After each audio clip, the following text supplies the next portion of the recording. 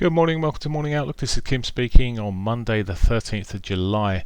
So just having a look at news events or risk events today. We've got the Bank of England Governor speaking at 4:30 this afternoon. That is it. So we've got a quite old day in terms of the news front this morning. So looking at the euro dollar technically then. And we've had a bit of a move this morning. Friday, let's just look at Friday, a little spinning top there. Weird day last week. It just didn't hold on to its gains. It didn't seem to want to hold on to its gains, although the lows apart from Friday were all higher.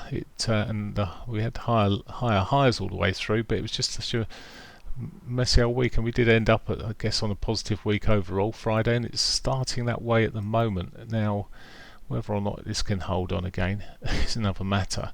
It's just pulled back to its weekly pivot. Does it sit as we sit here into the session? And well, it's also done its daily R1 here. Okay, looking for it this morning. Would need a bit of a retrace. If it's overdoes it, well, we could be pulling back. Let me just adjust my pivots for a moment, because I just realised actually if I can do this whilst running live. There we go. I need to just adjust that.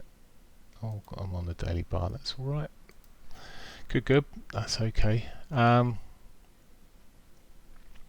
Yeah. So I'm just looking at this. A breakdown of maybe that 8. I just really would like to be buying into the 21 at this stage or something like that. It's I just really need a bit of a retrace. It's just running off too much. Last week we kept on seeing these points where it ran quite early in the mornings, then rolled for a bit. We may see a repeat of that, but to be patient on that at the moment. The pound, funny old week last week, and again graveyard doji spinning top. It didn't look the strongest of all, but it's pushed off. It started off well this morning. We're seeing dollar weakness across these markets. In fact, the dollar is the weakest of them all at the moment. Just looking across the whole spectrum of the majors. The pound here, then, the pound is working its way up back in towards those highs. It couldn't break last week. Maybe this week. We'll see. But you can see it's just running back into there. I wouldn't be shocked if we see another test of that. If it can break, well, all the better. I'll look for a break and a retrace and try and get on the trail of that. Just short of its daily pivot today, but not far off it. And well, again, like the euro, really need a bit of a retrace if I'm going to buy into it. But you've got to be wary of any retrace when it comes from a triple top. Dollar yen.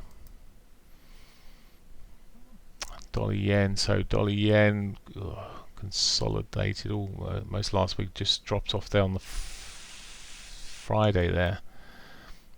This morning, well, it's trying to put a higher low in by looks of things in this short term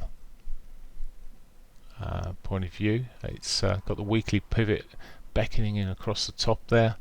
It's just into its daily at the moment. It's got a really consolidated sort of I say consolidated, got a flat hole area here, multiple touches of this 106.94 area. A break above that, well, it may see us push up towards that weekly pivot that's up there. But at the moment, well, just looking elsewhere. If it does strengthen, actually, if we see some strength, maybe a break of the trend line here that's running across these lows may give us an opportunity back down to last week's low there. We'll see. That's that. Aussie dollar. Seems so many of them I don't really like when they move so much over the Asian session. And you look at the Aussie dollar here. Look at this daily bar at the moment. It's as big as all the bars that are before it almost, and it's not even through the day yet. So we've had this sort of surge up since the open yesterday evening. It's pushing up at the moment, and well, it's already through its daily R1. Target wise, hasn't got a lot in front of it. We're sitting at nearly 80 at 69.90 would be the highs around this these bodies here, or bodies here and some of the tails there. So not a lot. Not a lot above it really at the moment in terms of potential. It's already, as I say, already had quite a chunky move, so maybe it could be a sell even coming into those levels. But at the moment, I just looking at this the dollar, and it just looks like it's as I said last week, it's looking weak. Okay, looking at the Canadian dollar, at the moment it's putting a bearish pivot swinging on the dailies, but of course one of those daily bars is open at the moment, so it's not a full closed bar. But again, weakness here, so dollar weakness, and well, just running its way south. The Canadian dollar certainly looks a bit stronger there at this stage, and we may see a continuation. But again, even if I wanted to get short on that, I would need a retrace into away from where we are at the moment to have enough legs in it to move. It's already moved so much today. That's the Canadian dollar. Right, okay, let's have a look at oil. He says hopefully, there we go, oil coming up. So oil stifled a little bit last week, bounced a bit on the Friday, but it's flattish week. It struggled to really push on there. The Thursday, Wednesday, Thursday, we saw it coming off there, so a bit of a bounce back.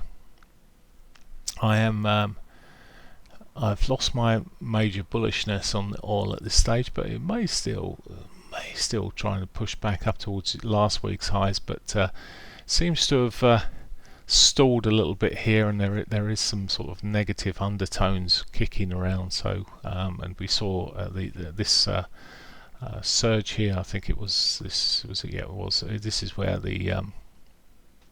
we saw stocks building up in the US again.